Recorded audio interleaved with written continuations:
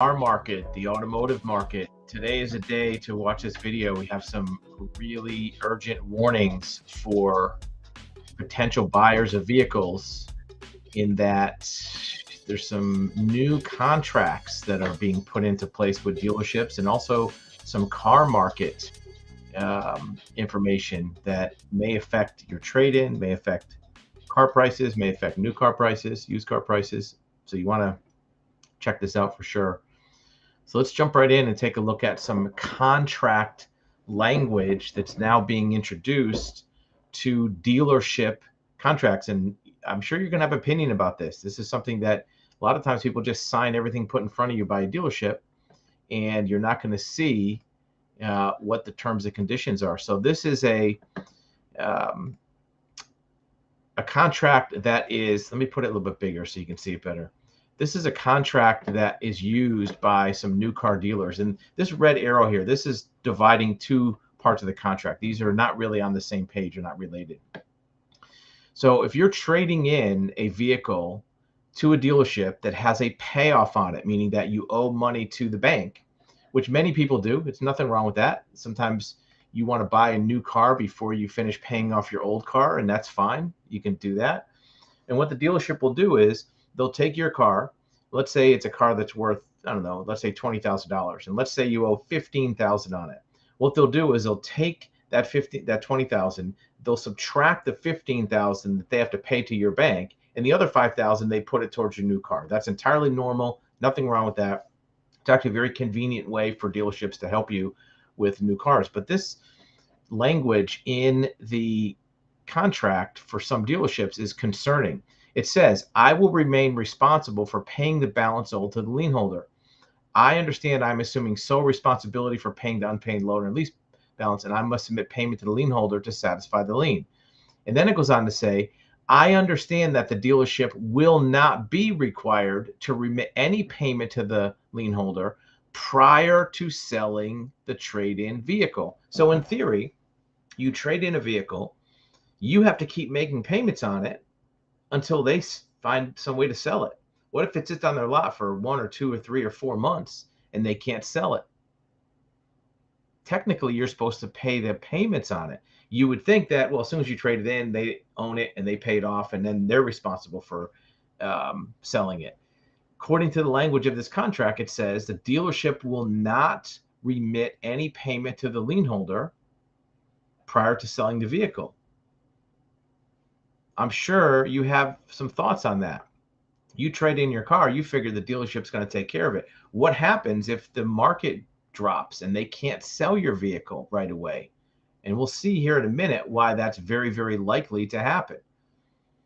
This is something that we've not seen. This was sent to us by a viewer and a contract they were working on with a dealership. It's troubling. You know, you trade in your car, if they take 2 or 3 months to sell it, you might have to keep making payments on it. Never seen this before up until this year. Now, below that is another section of a trade-in requirement. And what that says is you'll provide a title. That's fair enough. Unless I've disclosed otherwise, it's not a junk or salvage vehicle. Well, that's fine, but you would think the dealership would research that before they give you a trade-in number. If they say the vehicle is worth $20,000, they would do the research for Carfax or NMVTIS or other sources. The question is not so much about the condition, but about the appraisal. You're also certifying that it has never been an accident and never incurred damage as a result of an accident. So if you bring a vehicle to a dealership, they're saying that you have to tell them if it's been an accident. What if you don't know? Right? What if you bought the car used, you weren't aware that it was in an accident, you weren't aware that it incurred damage as a result of an accident, and now they take it in trade? What if they put it on the lift a week later and they find out, hey, this car's been in an accident? Maybe their used car manager didn't see it because it was raining out, or they were just incompetent, or maybe they were lazy and they didn't want to crawl under the car. If they find damage from an accident, according to this contract, if you read down below, it says dealership may elect at its discretion to reappraise or return the trade-in vehicle to the customer. So you traded in a vehicle in good faith. They said they'll give you $20,000 for it. A week later, they call you up and say, you know what? We don't like this vehicle anymore. We found some damage. We don't want it. Take it back. Or they can reappraise it. What happens in that case? It says here, customer agrees to pay the dealership the difference between the agreed upon trade-in and the reappraised value. So they can call you up a week later, 2 weeks later, there's no time frame on this, and say, we found damage on the vehicle, and we've decided that instead of $20,000, we only want to give you $17,000. So give us $3,000.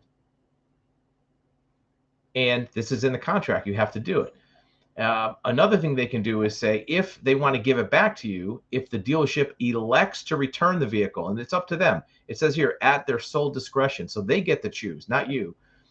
If the dealership elects to return the vehicle, customer agrees to pay to the dealership the original trade value plus any repair costs and expenses incurred by the dealership. So if that dealership takes in the trade, they find something they call damage a week or two, a month later, they can say, hey, this car's not worth as much. You owe us this much that we put into this car to fix it up or clean it or whatever they did. Now, certainly you don't have the same rights. If you buy a car from a dealership and then a week later you find something wrong with it, you can't make them pay for it because you signed off saying you took it in its current condition. So it's not a balanced contract, right? They're in a unfair adversarial position. Look, dealerships, I get it. You have to protect yourself. And we don't have any objection to dealerships saying, look, we don't want to take a salvage vehicle, a junk vehicle. And even Section 4, the odometer is functional and accurate, has not been altered. Okay, that's fair. You don't want to, scam a dealership on a odometer rollback. But this part about the condition, if they find something wrong with the condition later, they can make you pay. Or if they take in your trade-in and it has a payoff on it and making payments to your lender, they can say you have to keep making payments until we sell it. So really, they don't have to come out of pocket for that inventory. It's kind of like having a car on consignment. They get a free car. They don't have to pay off your trade. That $15,000 they can keep in the bank until they sell it, and they get the money from that buyer, and then they pay off your car. See how that works? So these are two things to watch out for on contracts. You may be able to negotiate this with the dealer. You may be able to say, look, I'm not going to agree to this section, cross it out. Or you may ask the dealer in advance if they have any of these terms and conditions. From our loyal viewers in the various channels, this type of thing you're going to have some opinion on. It's we're very curious to see what your thoughts are on these new types of terms and conditions finding their way into dealership contracts. Look, we think a dealership should be protected. They shouldn't be at risk of getting scammed by a customer, right? That's fair enough. But when a dealership appraises a vehicle, it's kind of a responsibility, we think, for them to find what's reasonably available on the vehicle. And if they're not sure because they're not able to appraise it properly at the time you're working the deal, then maybe they should not commit to the deal, right? Because you don't really have the ability to fully inspect a vehicle. You have to take on their word that they are selling you a good vehicle. So be aware of these. There may be other terms and conditions. If you're seeing a contract that you're getting from a dealership that you're wondering about some of the language on, go ahead and email it to us through our website. Glad to take a look at it. Again, we're not attorneys. We can't give you legal advice, but we do like to see a lot of these consumer contracts to see if there are things on there that are troubling that may be worth taking a look at. So as we promised, we're going to talk about the used car market a little more. So here's where this could come into play, right? Let's say you are going to buy a car and you're looking at the car market. Well, the car market's dropping, right? Especially for used cars. Let me make this a little bit bigger so you can see it better,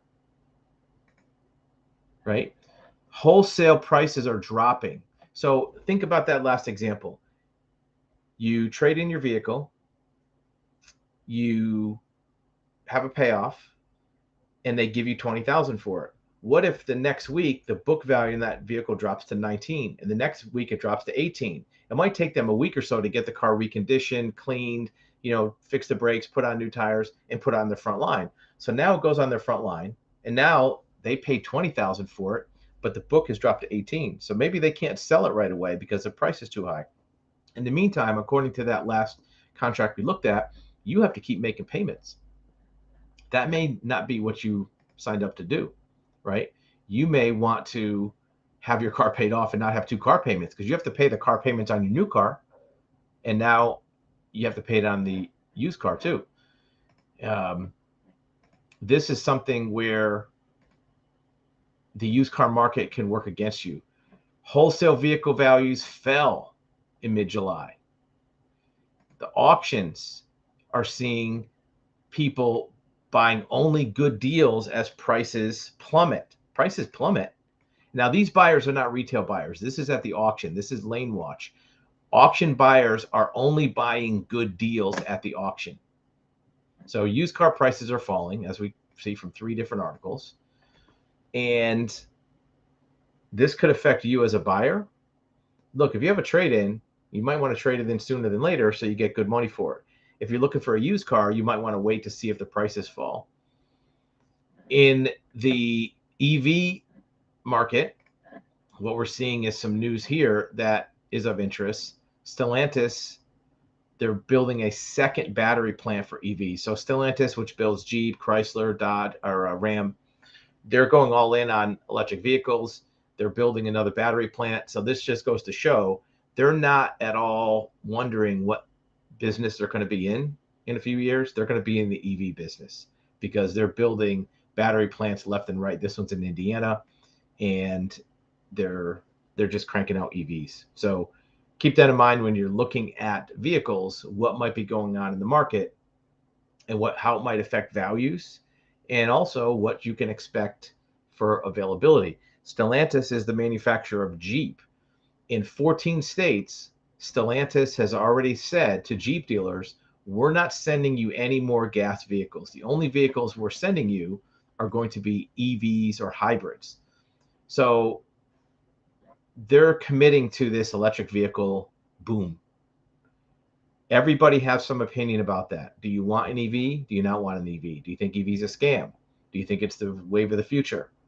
I'm sure you have some thoughts on the matter. We want to hear them. We also want other people to hear them. We want, your opinion to be heard by the masses. If you have some thoughts about EVs, how it affects your life, put it out there. Look, you may not agree with everybody. They may not agree with you. The more that we understand what more people are thinking, the better we can make plans for what's going to happen in the market and how to basically prepare our vehicle lifestyle around for the future. Are you tired of automated systems and chatbots when you need assistance? Experience actualhuman.com and connect with real professionals, not automation. At actualhuman.com, we bring you a network of professionals who are excited to answer your questions and provide guidance. Getting started is easy. Let us show you how. Here's how it works. Step 1. Select the best date and time for your video call. Step 2. Describe your situation and the areas you're looking for advice. Step 3. Connect one-on-one with an expert and get the undivided attention that you deserve. Experience